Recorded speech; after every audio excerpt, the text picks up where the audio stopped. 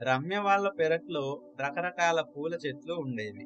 ఆ పెరడంతా రకరకాల పూలతో చాలా అందంగా ఉండేది. ఎన్నో రకాల సీతాకోక చిలుకలు ఆ పువ్వుల కోసం ఆ పెరట్లోకి వచ్చి పువ్వుల మీద వాలేవి. రమ్య ఆ పూలను సీతాకోక చిలుకలను చూసి ఎంతగానో మురిసిపోయేది. ఉదయం లేవగానే రమ్య ఆ తోటలోకి వెళ్లి సీతాకోక చిలుకలతో ఆడుకునేది. అయితే ఒకరోజు ఉదయం రమ్యకు వాళ్ళ పెరట్లో ఒక సీతాకోక చిలుక కూడా కనిపించలేదు. చుట్టుపక్కలంతా వెతికి చూసింది. అయినా ఒక్క సీతాకోక చిలుక కూడా కనిపించలేదు. సీతాకోక చిలుకలు కనపడకపోయేసరికి రమ్యకు చాలా బాధగా అనిపించింది. ఒంటరిగా అక్కడే ఆ తోటలోనే కూర్చుండిపోతుంది. అక్కడ చుట్టుపక్కల గాలిని గమనిస్తే ఆ గాలి విచిత్రంగా వాసన వచ్చింది. కాసేపటి తర్వాత రమ్యకి అది ఏదో కెమికల్ వాసన లాగా అనిపించింది. ఆ వాసన ఫ్యాక్టరీ ఉన్న దిశ నుంచే వస్తోంది అని ఆమెకి అర్థమైపోతుంది. ప్రకృతిలో చిన్న చిన్న జీవులు, ముఖ్యంగా సీతాకోక చిలుకలు వాతావరణంలోని మార్పులను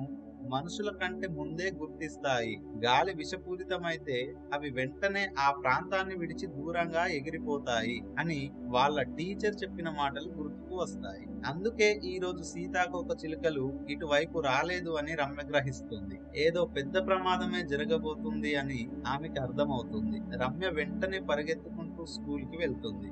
రమ్య వాళ్ళ క్లాస్ టీచర్ అటెండెన్స్ తీసుకుంటూ ఉంటుంది. కంగారుగా పరిగెత్తుకుంటూ వచ్చిన రమ్యను ఆ క్లాస్ టీచర్ గమనించి, ఏంటి రమ్య, ఏమైంది? ఎందుకు కంగారుగా కనిపిస్తున్నావు? ఏం జరిగిందో చెప్పు అని అంటుంది. అప్పుడు రమ్య, మేడం, బయట గాలిలో ఏదో కెమికల్ వాసన వస్తుంది. ఇవాళ మా పెరట్లో సీతాకోక చిలుకలు కూడా కనిపించట్లేదు. పైగా మన స్కూల్ కి దగ్గరగా ఉన్న ఆ ఫ్యాక్టరీ వైపు నుంచి ఏదో బ్యాడ్ స్మెల్ వస్తుంది అని అంటుంది. టీచర్ ఆశ్చర్యంగా రమ్యను చూసింది. కానీ రమ్య చెబుతున్న మాటల్లో నిజమున్నట్లు అనిపించింది.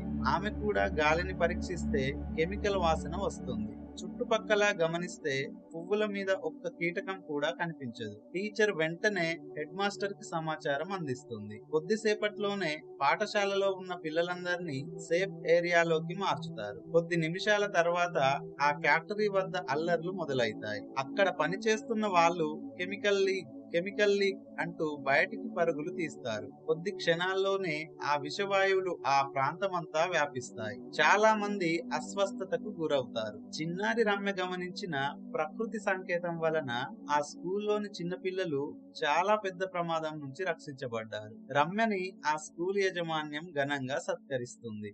2 రోజుల తర్వాత రమ్య తోట దగ్గరికి వచ్చి నిశ్శబ్దంగా కూర్చుంటుంది. ఇక్కడున్న పూలపై మళ్ళీ ఒక చిన్న సీతాకోక చిలుక నెమ్మదిగా వచ్చి వాలుతుంది. రమ్య ముఖంలో మళ్ళీ చిరునవ్వు వికసిస్తుంది. తరువాత చాలా రకాల సీతాకోక చిలుకలు వచ్చి ఆ పెరట్లో వాలతాయి. సో ఫ్రెండ్స్, వచ్చే ప్రమాదాలను ప్రకృతి మాటలతో కాకుండా సంకేతాల ద్వారా మనల్ని మనం రక్షించుకోవడానికి మనకు సహాయం చేస్తుంది. ఈ వీడియో మీకు నచ్చితే ఒక లైక్ చేయండి. మరిన్ని ఇలాంటి నేచురల్ వీడియోస్ కోసం మా ఛానల్ ని సబ్స్క్రైబ్ చేయండి. Thank you.